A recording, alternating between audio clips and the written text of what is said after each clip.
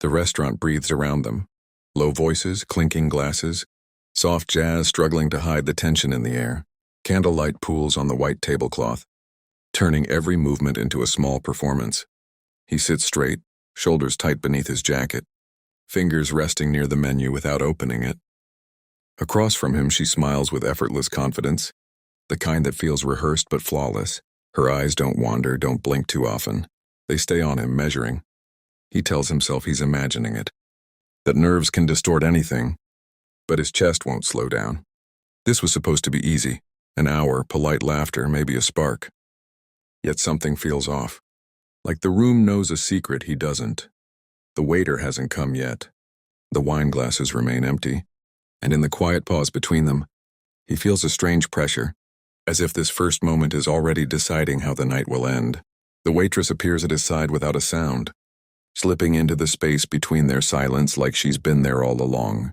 Her apron is neatly tied, her smile polite but strained, eyes darting once toward the woman across the table before settling on the wine bottle in her hand. As she pours, the deep red liquid glides into the glass, catching the candlelight like something alive. Her hand trembles, just a flicker, quick enough to miss unless you're already watching too closely. The glass touches the table with a soft click, and at the same instant, something brushes his fingers. Paper. Folded, small, intentional. His heart stutters as the waitress straightens, her face suddenly pale beneath the warm lights. Their eyes meet for a breathless second. There is no apology in her look, no flirtation, only urgency, raw and unfiltered. Then she steps back, nods mechanically, and disappears into the moving crowd, leaving the wine untouched and his pulse roaring louder than the room. He waits a heartbeat too long before moving, as if the paper might burn him if he touches it too soon. The restaurant noise swells and fades in waves, laughter cresting at nearby tables, cutlery scraping porcelain, the jazz singer dragging out a low note that tightens his chest. He slides his hand beneath the edge of the table, unfolding the note with fingers that no longer feel steady.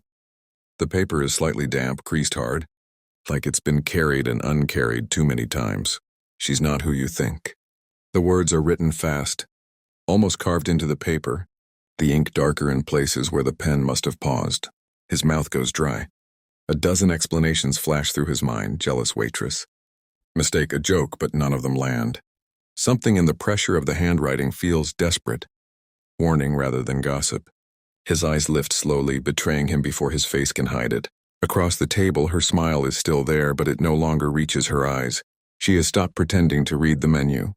Instead, she studies him openly now, head tilted slightly as if listening to a sound only she can hear. The candle between them flickers, stretching her shadow across the tablecloth long and sharp. He folds the note again, smaller this time, pressing it into his palm until the edges bite his skin. His heart pounds hard enough that he's certain she must see it in his throat. When she raises her glass, she doesn't drink. She waits. The silence thickens, charged and fragile. And in that moment, he understands with a sudden, chilling clarity that whatever the note means, it has already been noticed, and that pretending nothing happened might be the most dangerous choice of all. The lights above them flicker once, subtle enough that no one reacts, but his nerves catch it instantly. Somewhere behind him, a sharp clatter of silverware hits the floor, followed by a quick laugh that sounds forced, too loud. His phone vibrates against his thigh, a sudden, intimate buzz that makes his stomach drop. He freezes, afraid the movement alone might draw her attention. When he glances down, the screen glows with an unknown number. No message, just a location pin. His breath catches as he recognizes the layout.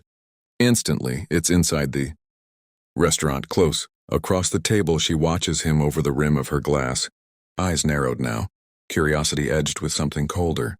"Everything okay?" she asks, voice smooth, almost caring. The words feel rehearsed, like a line delivered many times before. He nods too quickly, forcing a tight smile, sliding his phone face down as if that can erase what he's just seen. His pulse thunders in his ears. She leans back slightly, studying him with open interest, no longer hiding it. The warmth she wore earlier has shifted into something calculating, patient. The candlelight dances across her face, catching sharp angles he hadn't noticed before. He feels suddenly exposed, like the table between them is far too small. Like every second he stays seated digs him deeper into something he doesn't understand yet. Another vibration, short, insistent. His leg tenses. She notices. Her smile curves slowly, knowingly. The air feels thinner now, heavier, and he realizes with a cold rush that whatever is happening isn't random. It's timed. And somehow he's already part of it. She reaches across the table before he can stop her, fingers closing around his wrist with a familiarity that feels earned but isn't. Her skin is warm, her touch deliberate, steady in a way that makes his pulse jump violently beneath it. Is something wrong? She asks, tilting her head, concern carefully placed in her voice. Anyone watching would see intimacy, reassurance. He feels control. Her thumb presses lightly, almost testing how fast his heart is racing. He swallows, forcing air into his lungs. The note burns in his pocket. The phone feels like a ticking device against his leg. He gently twists his wrist free, slower than panic demands, faster than politeness allows. The moment her fingers lose contact, her eyes sharpen. The smile lingers, but it's thinner now, stretched tight. I just bathroom, he says, the lie brittle, already cracking. He pushes his chair back, and it scrapes loudly against the floor, the sound slicing through the restaurant's soft rhythm. Heads turn. His heart slams harder. He stands too fast, blood rushing, vision narrowing, suddenly aware of how small the exits feel. She looks up at him, unblinking, searching his face with unsettling focus. For a split second, something flashes there, annoyance, maybe disappointment, before she smooths it away. Don't be long, she says lightly. But there's weight beneath the words, an expectation. As he steps back, the room seems to tilt. Every sound feels amplified. The hiss from the kitchen, the murmur of conversations, the clink of glass. He feels her gaze on his back as he turns, steady and unbroken. And with every step toward the hallway, the certainty grows heavier in his chest. Whatever he just disrupted, it wasn't part of the plan, and plans like this don't like to be disturbed. The hallway narrows as he moves toward the kitchen, the warmth of the dining room giving way to harsh, fluorescent light and the sharp smell of oil and soap. The noise back here is raw, orders being shouted, pans hissing, a door swinging shut with a dull thud. Near the fire exit, the waitress stands frozen, hands clenched into her apron like she's bracing for impact. Her face is drained of color, eyes wide and shining as if she's already run out of time.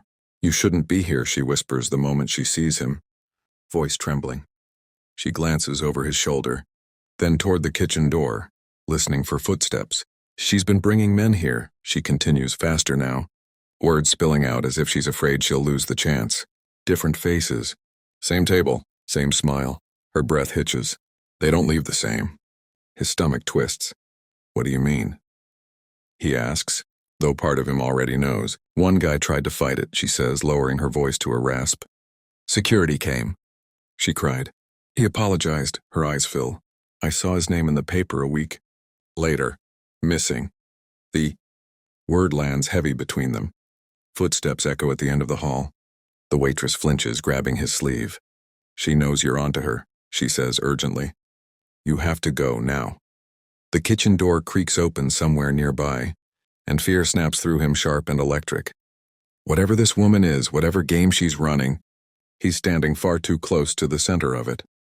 And the clock is no longer on his side. He steps back into the dining room like nothing is wrong, heart hammering so hard it feels visible. The warmth hits him again, music, laughter. The illusion of safety, but now it feels staged, fragile like a set about to collapse. Conversations blur into noise as his eyes lock onto her across the room. She's already standing. She doesn't look surprised. She looks prepared. Their gazes meet and the space between them tightens instantly. The smile she wears now is stripped of charm, reduced to something polite and tired. She tilts her head, studying him the way one studies a problem that didn't solve itself. For a moment, neither of them moves. The candle on the table gutters, flame bending as if caught in a draft that isn't there.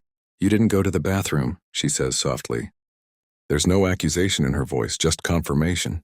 She exhales, almost amused, and shakes her head. You always notice sooner or later.